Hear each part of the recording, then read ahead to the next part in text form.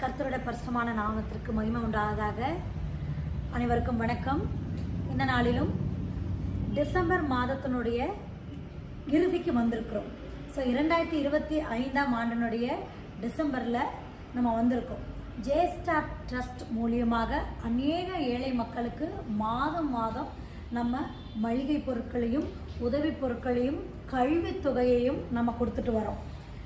எப்பவுமே டிசம்பர் வந்தாச்சு அப்படின்னா அது எதை குறிக்குது அப்படின்னா, உலக இரட்சகர் இயேசு கிறிஸ்துவினுடைய பிறப்பை இந்த உலகம் எங்கிலும் இருக்கிற மக்கள் சந்தோஷமா உற்சாகத்தோட கொண்டாடுவாங்க.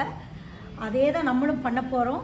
இந்த ஜேஸ்டார் ட்ரஸ்ட்டில் டிசம்பர் வந்தாச்சு, ஸோ நியூ இயரும் வந்தாச்சு, கிறிஸ்மஸும் வந்தாச்சு.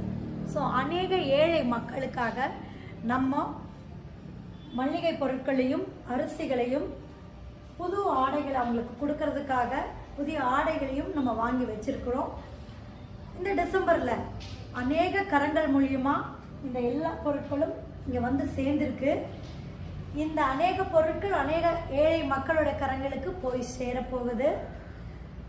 இதை கொடுத்த எல்லா கரங்களுக்கும் நாங்கள் நன்றிகளை தெரிவித்துக் கொள்கிறோம். அதே மாதிரி இதை வாங்குற மக்களுக்கும் இது அநேக விதத்தில் பிரயோஜனமாக இருக்குன்னு நாங்கள் நம்புகிறோம். இந்த வருடத்தினுடைய கிறிஸ்மஸ் எல்லாருடைய வீட்லேயும் இரட்சகர் இயேசு கிறிஸ்து நம்மளுக்காக பிறந்தார் என்பதையும், இந்த உலகத்தில் இருக்கிற அநேக ஜனங்களை ரட்சிக்கிறதுக்காக வந்தார் என்பதையும் நீங்கள் எல்லாரும் நினைவு கூர்ந்திருக்கணும். அதற்காகவும் வரப்போகிற 2026ஆவது ஆண்டு, புதிய ஆண்டு நம்ம எல்லாருக்கும் நன்மையாக இருக்கணும்னு சொல்லி எல்லாருமே கடவுளை பிரார்த்திச்சுக்கோங்க.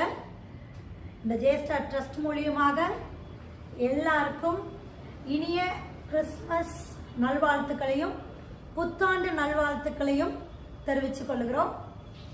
Merry Christmas and happy new year 2026. Thank you.